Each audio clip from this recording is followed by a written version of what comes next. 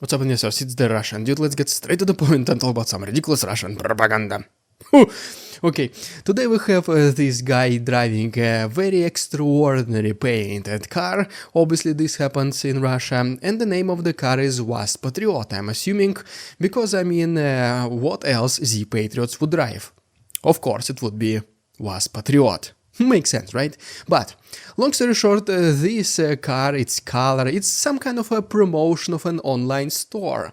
I did not have a chance to visit it, but I'm assuming it's gonna be like Z-Patriot accessories. But long story short, the slogan of this online store is that the real things for the real man.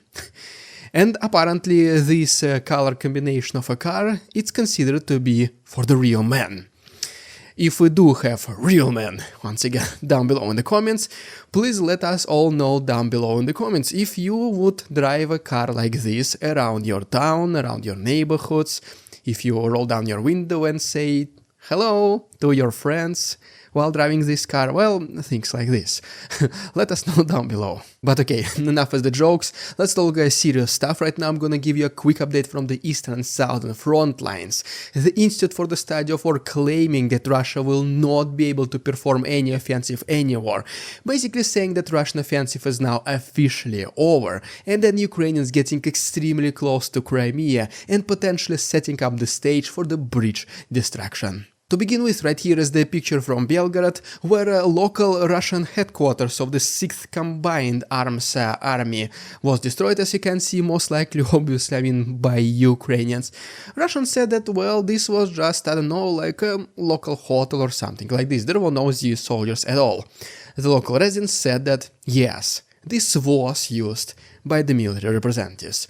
Next we have a video from the neighboring Sumy region, where Russians continue to build trenches and defense fortifications, I guess in case Ukrainians cross the border and attack Russians, but this does not matter, because Ukrainians actually do cross the border, but with the drones yet, and they destroy the Russian engineering equipment. Next is the video from Kharkov front line, where Russians put allegedly all their efforts and strength to try and advance. Apparently they were not able to achieve anything significant. And so they even reportedly tried to establish some kind of a bridgehead for the future operations. This also failed completely, and well, now it is Ukrainians who are doing counterattack with a 30mm gun. Well, Russians, the only thing they can do is retreat. This obviously makes sense. And then next we have a footage from Vovchansk. If you remember, just like literally less than a couple of weeks ago, there were Russians inside the city, some city street fights happening and all this kind of stuff.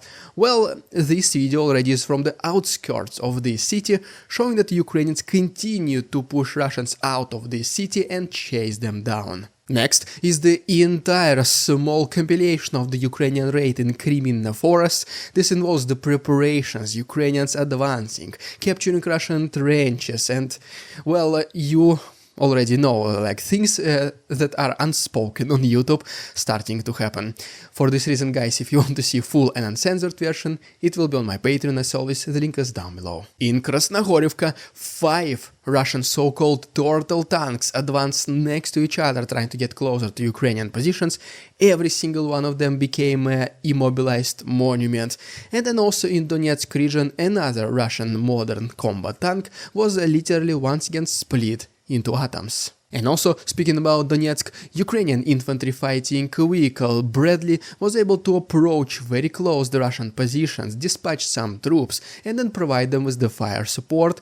Once again, another example of a textbook performance by Ukrainian army. In Luhansk, Ukrainian drone operators were skillfully finding those small dugouts and trenches which Russians were using just like literally to hide. They were flying with these drones literally inside these trenches, so obviously every single one of them, of the sea soldiers who were hiding inside, they were forever falling asleep. And just like mentioned almost in the beginning of this video, according to one of the most recent reports by the Institute for the Study of War right now, Russians are only mobilizing approximately 30,000 new soldiers every single month, which is barely enough and not even enough all the time to cover the losses in Ukraine. So you can only imagine what's happening. These 30,000, they get drafted, they just do very basic military training, half of it is involving how to properly make your bed, how to dig trenches, and then they're given guns and like said, okay, now you go to Ukraine and fight. So you can only imagine the quality of these warriors, which is basically close to nothing, close to zero. Because of this, Russians once again are not able to replenish their forces in time, and the quality of these new soldiers are very low. For this reason, Institute for the Study of War claims that Russia will not be able to perform any massive offensive, not in the near future, but in the future at all, as they do not see any possibilities for this to happen unless Putin announces another actual mobilization, which if he does it right now will be a very unpopular political decision, so most likely that's pretty much it. The Russian offensive for the foreseeable future is officially over. And now, as promised, let's go to the south of Ukraine, but also, today I want to see how many of you guys are rebels. So, today I'm not asking you to like and subscribe to my channel, like literally, do not do it. Unless you are a rebel, unless you want to oppose me, unless you want to know, to make sure that everyone knows your presence, I mean then yeah, okay, of course go ahead and do it, but otherwise, don't subscribe. Don't like this video. With this out of the way, first of all, we have reports by the local residents living in Chonhar, which is in the territory of Kherson region, but it is extremely close to Crimean Peninsula, and by the way, it is approximately 120 kilometers away from the front lines.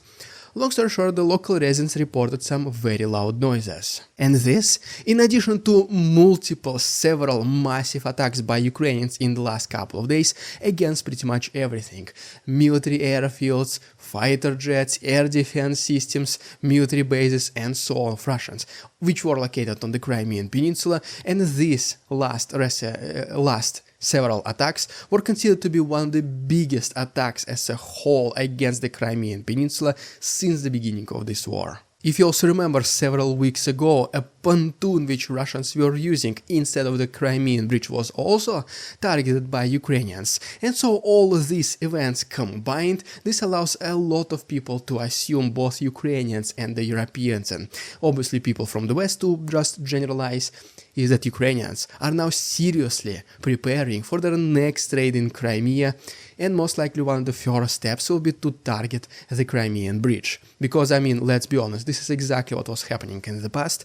Right before there was significant events happening on the peninsula, first things that Ukrainians were doing were trying to blind Russians by destroying their air defense systems and fighter jets. Also, in the middle of March of this year, the representatives of the United Kingdom were suggesting Ukraine that they should not focus that much on the eastern offensive and just try and do their best to keep Russians wherever they are right now. And instead, Ukrainians should focus more on targeting Russian military targets in the Black Sea area and on the Crimean Peninsula. Exactly what we started to see happening several days ago. Besides that, approximately since February of this year, Ukrainians started to produce their own analogs of long-range missiles with approximate range of 640 kilometers. I mean, if my math is correct, it's approximately 400 miles. Correct me if I'm wrong.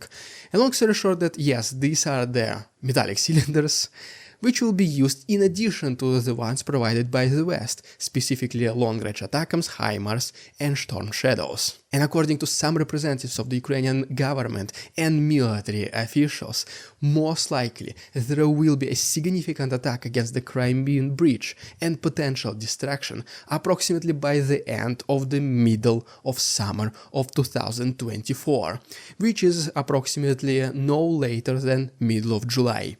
This is not, guys, my own prediction, I'm just referring to these so-called Ukrainian representatives. Basically what they claim is that this offensive of Ukrainians against the Crimean Bridge and then the subsequent entrance of Ukrainian forces into the peninsula itself, this will most likely be divided into stages. The stage number 1 will be targeting and destroying the bridge itself. And this will include both the combination of the use of the missiles and also Ukrainian naval drones, which, by the way, if you remember, previously Ukrainians were also quote-unquote testing. And the second stage will be the potential entrance of the Ukrainian army into the Crimean Peninsula itself, and this second stage will be divided into 4 phases. The phase number 1 is whenever Ukrainians, while still being far from the Crimean Peninsula, they will try to cut all the land bridges which are Russians using. The next stage is that Ukrainians will try to advance as fast and as close to the Crimean Peninsula as possible, along the way targeting as many Russian headquarters, military bases, munition depots and main logistical centers, just to create some sort of a panic and chaos among the Russian ranks. The stage number 3 will be to continue the same intensity of attacks against the peninsula while potentially slowing down the pace of the advancement.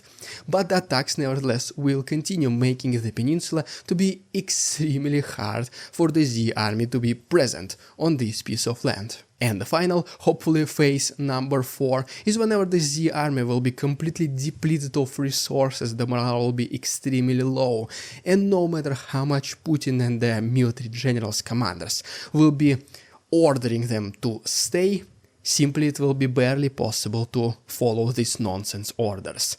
The land will be destroyed, the Russian military commandments and just in general military targets will be destroyed and non-existent at this point, so there will be a mass extraction, mass evacuation of the Z army from the peninsula, and this is when Ukrainian army will start entering this land. And so, even though everything I was just referring to is openly available on the internet, every single person can find it, it's not like I was referring to some secret documents. Most likely Russians know it as well and they expect this attack. So the question is, what are they doing to prepare to defend themselves? The answer is very ridiculous. The way they decided to protect the Crimean Bridge is absolutely nonsense.